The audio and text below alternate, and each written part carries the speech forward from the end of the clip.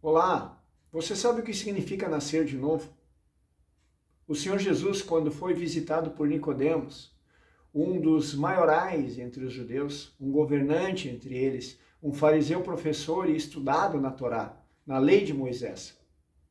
Quando ele vai diante do Senhor Jesus, ele diz claramente: Mestre, é impossível que alguém faça os sinais que você faz, sem que Deus não seja contigo. Por isso eu preciso que tu me diga claramente se és tu o Messias. É isso que Nicodemos vai buscar diante de Jesus. E quando o Senhor Jesus o responde pela primeira vez, a resposta que o Senhor Jesus traz é essa: em verdade eu te digo, ninguém pode ver o reino de Deus se não nascer de novo. Irmãos, nascer de novo é algo muito profundo. Nós temos que entender, à luz da palavra de Deus, que nós nascemos da carne. E nascer da carne significa virmos com a herança do conhecimento do bem e do mal. Nós crescemos com um intelecto humano que é terreno. E se é terreno, como diz a Escritura, é animal e demoníaco. Parece algo forte de ouvir a primeira vez, mas nós temos que entender de uma vez por todas que se nós não nascermos de novo, nós corremos um grave risco de estarmos sendo enganados por uma coisa chamada religião morna. Irmãos, o Senhor Jesus foi muito radical quando ele disse que aquele que não aborrece pai, mãe, filhos e até a própria vida e vem após mim não é digno do meu reino. O Senhor Jesus foi muito claro quando disse que aquele que não nega a sua vida e não toma a sua cruz não é digno do meu reino. O Senhor Jesus também disse que aquele que bota a mão no arado, ou seja, é aquele que começa o trabalho, mas ele olha para trás, ele não é digno do reino de Deus. Para que você consiga ver o reino de Deus, você precisa nascer de novo. E nascer de novo significa que você tem que dar um reset de fábrica dentro da sua alma, dentro da sua mente, vontade e emoções. Você cresceu com conceitos e culturas, e até mesmo da igreja, você cresceu com liturgias que te ensinaram, assim como Jó foi ensinado, como eu consigo agradar a Deus. Mas eu pergunto, meus irmãos, no final do capítulo de Jó, quando ele disse: Senhor, eu te conhecia somente de ouvir falar, mas agora os meus olhos te veem. E à luz da palavra de Mateus 5, onde diz: bem-aventurados os limpos de coração, porque somente esses podem ver a Deus. Coloque em realce com João capítulo 3, onde Jesus diz para um grande mestre da Torá: em verdade, eu te digo, se você não nascer de novo, você não pode ver o reino que eu estou trazendo para a terra. Deus escolheu as coisas loucas, as rejeitadas, as coisas que o mundo desprezou para reduzir a nada, aquelas coisas que o mundo considera especiais. Todo aquele que a si mesmo se humilhar, o Senhor exaltará. Veja como a palavra de Deus nos leva a viver uma vida que é totalmente antagônica aos padrões hierárquicos do mundo. No livro de Apocalipse, o Senhor Jesus é muito claro quando ele diz: tenho, porém, contra ti que toleras as obras dos nicolaítas. Também diz: tenho, porém, contra ti que toleras que essa mulher Jezabel não só ensine, como também induza os meus servos a comerem coisas sacrificadas a ídolos. Muita gente pensa que idolatria é simplesmente se ajoelhar para estátuas de gesso, mas eu tenho notícia para te dar. Quando você idolatra um pastor, quando você idolatra um profeta, quando você idolatra um líder religioso, quando você idolatra um jogador de futebol, um atleta, um artista, um músico, você está cometendo pecado de idolatria também. Nascer de novo significa você entender que os padrões desse mundo não existem segundo a luz da palavra de Deus e segundo o reino que ele está trazendo para esse mundo.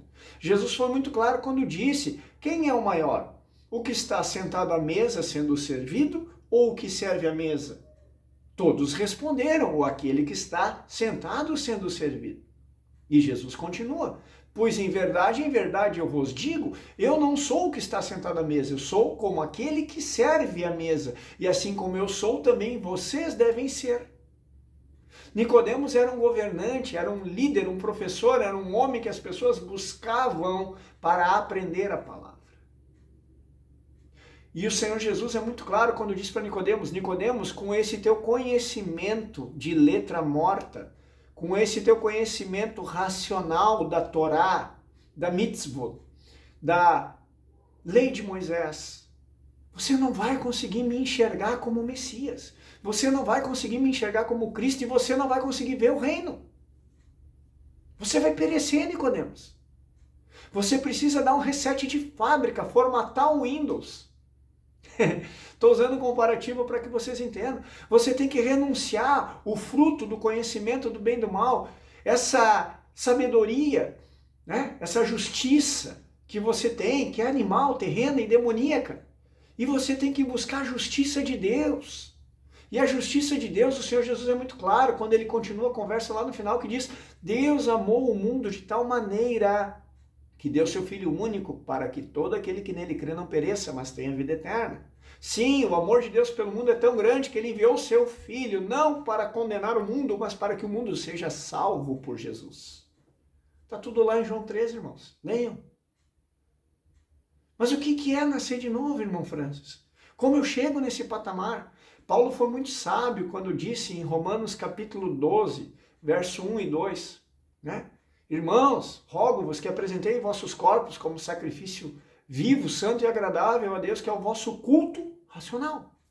E não se conformem com este mundo, mas transformem-se pela renovação de vossa mente, para que experimentem qual seja a boa, perfeita e agradável vontade do Senhor. A árvore que a serpente, o fruto, perdão, que a serpente oferece para Eva, ele era agradável aos olhos, bom para dar entendimento, mas não era perfeito. Nós temos que entender que se nós não renovarmos a nossa mente, se nós não pararmos de adorar homens e a correr atrás de líderes religiosos, como está acontecendo aí, agora o escândalo da vez, a moda da vez, falar de um menino de 14, 15 anos que se considera profeta. E irmãos, com todo respeito, se ele é ou deixa de ser, o que me importa? Eu tenho que aprender a depender do Espírito Santo. A unção que habita em vós, que é verdadeira e não é falsa, ela vos guiará toda a verdade. 1 João 2,27. O Senhor Jesus, ele continua com Nicodemos. Nicodemos diz, mas Senhor, como pode alguém sendo velho nascer de novo, vai voltar para dentro do ventre de sua mãe? E o Senhor Jesus responde novamente, em verdade te digo, se não nascerdes da água e do Espírito, não podem entrar no reino de Deus. Todo aquele que é nascido da carne é carne. Todo aquele que é nascido do Espírito é Espírito. Não te admires eu te dizer, importa-vos nascer de novo. E aí o Senhor Jesus traz uma das frases mais poderosas da Bíblia, principalmente no Evangelho de João. O vento sopra onde quer, ouve-se a sua voz, mas não sabe de onde vem e nem para onde vai. Assim é todo aquele que é nascido do Espírito. Eu quero trazer a conhecimento geral que a palavra Espírito, vento, sopro, fôlego, é usada pela mesma raiz hebraica que se chama ruá. Só que o Evangelho de João foi escrito em grego, e a palavra grega que tem o mesmo significado é pneuma. Então quando o Senhor Jesus diz, o vento sopra onde quer, você ouve a pregação, mas você não sabe de qual denominação vem, nem para qual denominação vai, você não sabe da onde esse som vem, ou seja, você não contempla o vaso, você não contempla a carne daquele que está pregando. Quando Paulo começou a ser adorado como um Deus, ele e Barnabé começaram a ser levantados e adorados como deuses por um milagre que fizeram. Paulo e Barnabé rasgaram as suas vestes, porque era abominável um servo do Senhor ser adorado como o próprio Messias. Paulo disse, como é que vocês estão adorando nós que somos pecadores como vocês, como se nós tivéssemos a capacidade de fazer algo por nós mesmos? Sendo que o Espírito Santo, enviado por Jesus Cristo, nosso Senhor, é quem faz as obras através de nós. Agora, olha o mundo cristão, ou melhor, o mundo gospel atual. As pessoas estão correndo atrás de Cristos, de profetas, de ungidos, correndo para um lado e para o outro por toda sorte de vento de doutrina, atrás de líderes que as guiem, como o povo que clamava ao profeta Samuel, o último juiz de Israel, nos dê um rei que vá diante de nós. Eles não estavam pedindo um rei, Eles não queriam mais ser guiados por Deus. E hoje a igreja segue os mesmos princípios de rebelião e de idolatria que o povo hebreu seguiu. A palavra é muito clara quando diz: esse povo me honra com lábios, mas o coração deles não está comigo. Porque eles me adoram em vão, ensinando preceitos humanos. Por que um fariseu tão conhecedor de Bíblia como Nicodemos não conseguia compreender que Jesus era o Messias? Porque dentro da concepção racional dele, a letra que mata, o saber que gera soberba, ele esperava um homem que fosse poderoso em obras, que fosse um rei que acabasse com a opressão romana, porque eles achavam que o inimigo estava fora deles. E Jesus nos expõe que o grande inimigo que nos escraviza é o pecado que está dentro de nós. O que contamina não é o que entra, disse o Senhor Jesus, mas é o que sai da boca do homem. Porque a boca fala o que tem dentro do coração, e é de dentro do coração do homem que procedem as guerras, as contendas, a maldade que há no mundo. O mundo hoje é o que é, não é porque Deus quer ver o povo sofrendo, não é porque Deus quer ver a humanidade sofrendo, é porque o ser humano que deveria governar essa terra entregou a autoridade da terra para Satanás e hoje é uma marionete nas mãos do diabo, fazendo a vontade do diabo.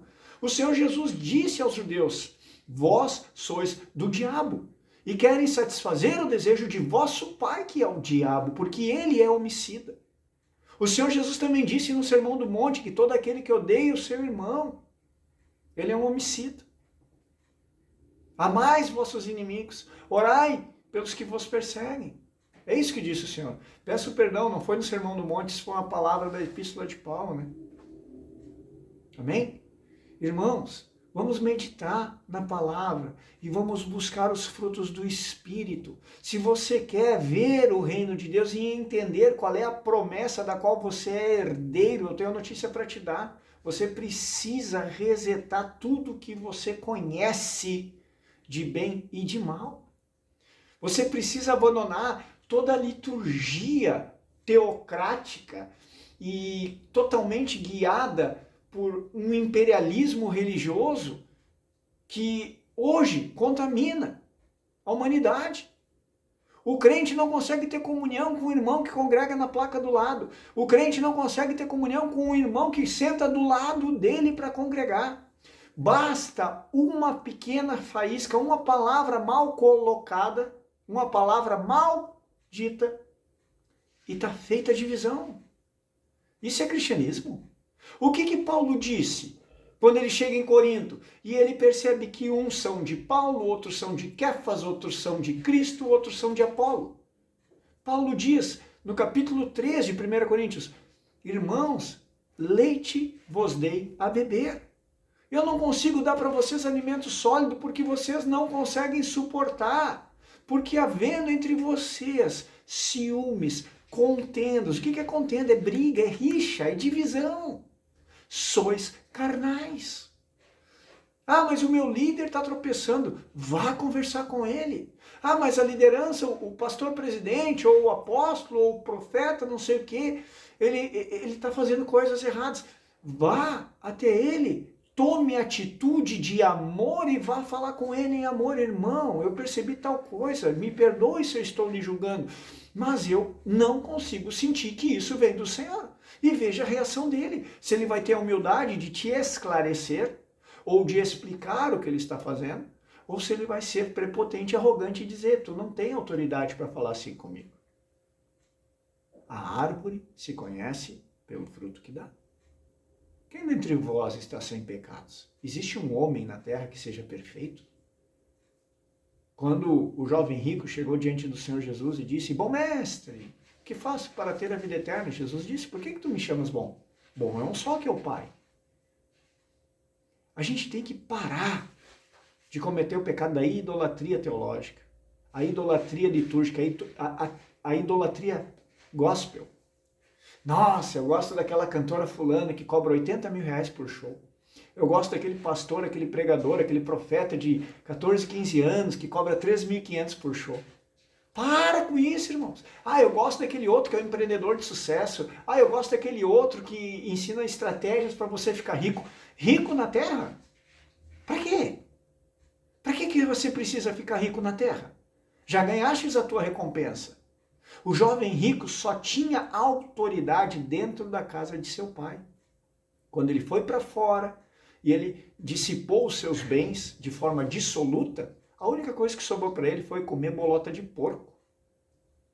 Mas quando ele volta para casa e pede perdão ao pai, ele recebe um anel em seu dedo e sandália em seus pés. Os escravos naquela época andavam descalços, mas ele tinha um anel no dedo e sandália nos pés. Ele tinha autoridade, mas ele só tinha autoridade dentro da casa de seu pai. Vocês estão entendendo? Agora, meus irmãos, se vocês estão acumulando tesouros na terra, onde a traça e a ferrugem corrói, onde ladrões escavam e roubam, o coração de vocês não está no arrebatamento. O coração de vocês não está nas bodas do Cordeiro. O coração de vocês não está no reino de Deus. O coração de vocês está no reino do mundo, aonde o príncipe desse mundo cega os incautos, os incrédulos e faz muito crente de fantoche. Olhem a volta de vocês. Até quando nós vamos brincar de cristão? E não vamos ser cristãos verdadeiros, em espírito e em verdade. Eu creio que ficou muito claro o que significa nascer de novo. Renuncie a sua justiça própria. Renuncie o seu direito de julgar, de ter razão, de criticar, de falar mal dos outros, de usar a língua para matar, para roubar e para destruir, porque esses são frutos de um outro Deus, que não é o Senhor dos Exércitos, não é o nosso querido e amado Adonai Sabaoth. Amém? Nós temos que aprender a viver o cristianismo que a gente professa. Nós precisamos ser a luz do mundo e o sal da terra, que as pessoas estão ansiosas e desejosas de ver a diferença.